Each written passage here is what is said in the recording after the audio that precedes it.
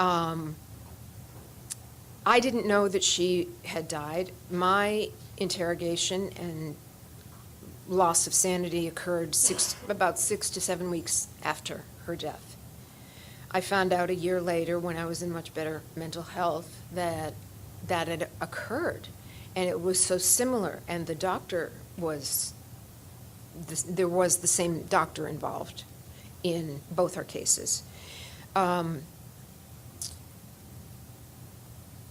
I tried to do many things to heal.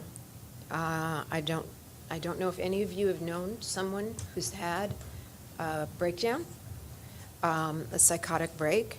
You definitely are not here with the rest of us. You are definitely seeing things that others don't see, and you might know that they don't see them, so you have to keep quiet about it. That's how I got to drive a car.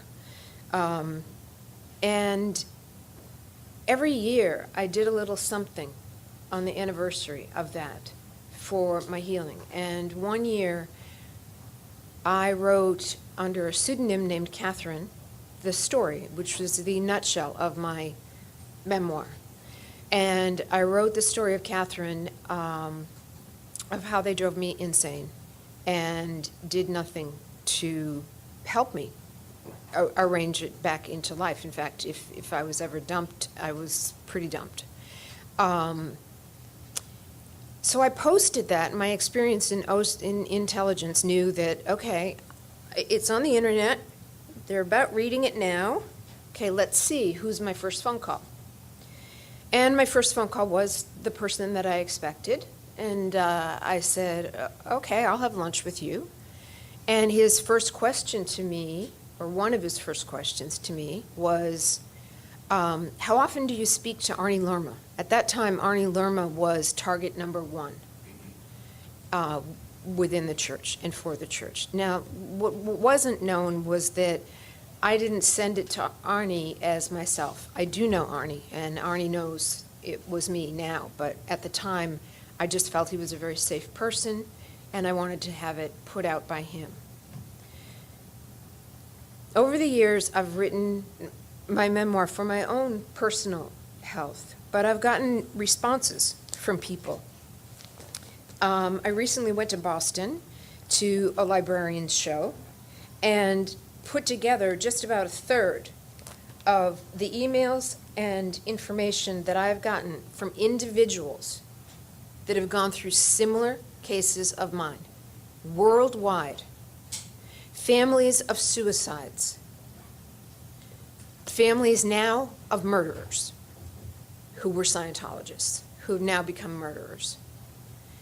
I would get these one at a time and just put them in the file folder. And when I sat down to go through them all, I was stunned. I was absolutely stunned that this mental abuse had been going on worldwide, systemic to Scientology. As having worked with intelligence, I am more than readily aware of the consequences that could befall me, but I am even more aware that this has got to stop. This has got to stop. These are people.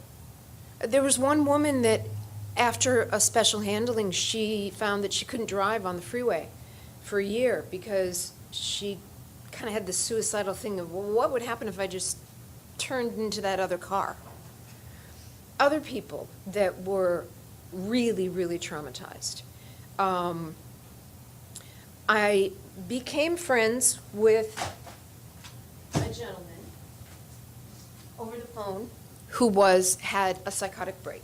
He was in Florida, and his name is Greg Bashaw, Death of a Scientologist. He was from Chicago. He had spent hundreds of thousands of dollars on Scientology. He was on the upper levels. He had quit jobs that Scientology didn't agree with. I mean, $200,000 a year to quit that job is pretty much dedicated to Scientology. In my book, I have the last letter that he wrote to the head of the Scientology organization in Florida. His wife gladly let me print it. And I didn't change a word, and there will be some Scientology words in there that some of you might not understand. When she was in negotiations for settlement with the Church of Scientology, they caught her without any lawyer or friend or person, and at a very down spot, offered her a pittance of money, and I don't know the figure because that is confidential, but I know it's a pittance because she's still in danger of losing her home, and her husband had paid Scientology over $300,000, mostly on credit cards that she was still liable for. When she was given the form to sign, there was a line that said, "I will never speak to the press or write a book about what happened to my husband." And she refused to sign it. And she said, "I might write." And she will come out on her own and have her own words to say. But the Scientologist that was giving her the pittance of a check said, "Oh, that's okay. I'll just cross out that line because who would want to hear about your husband anyway? Who would ever care or read about the death of a Scientologist?" So he just crossed it off. I hope you people today can relay the fact that people are dying. People are dying.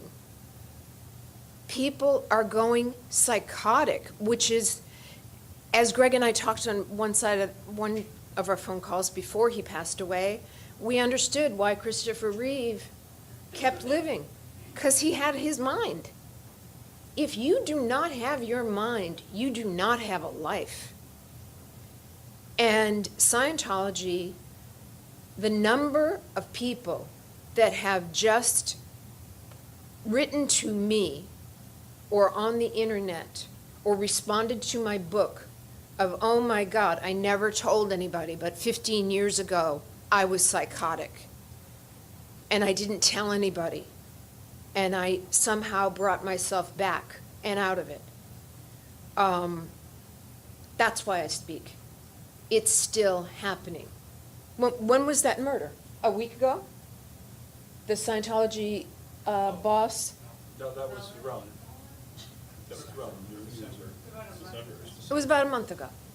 Okay, we have Jeremy, a psychotic child of Scientologists, refused psychiatric help, who stabbed his mother to death 77 times. This is happening all over the world. I have one communication from just a woman in Copenhagen who just off the top of her head, I swear she listed 20 people that were dead that she personally knew. And they were dead because of this group. I think about how does that happen? How come I did not run out of that counseling room when I knew they were really, really interrogating me and driving me to the brink of insanity?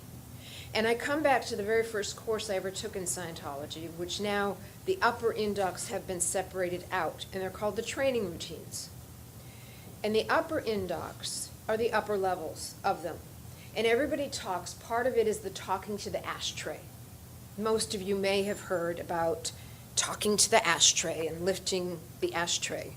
I think Tom Cruise even had somebody here lifting an ashtray. But the basics of that policy called upper index is control. And control to the fact of physical control. That you are in physical control of the body of the person that you are in front of. Your chair is placed strategically in front of the door so they can't get out. If they do get out, which I've seen some get out, there's a code word they called HCO bring order, and that means every able-bodied person in the vicinity is to tackle that person.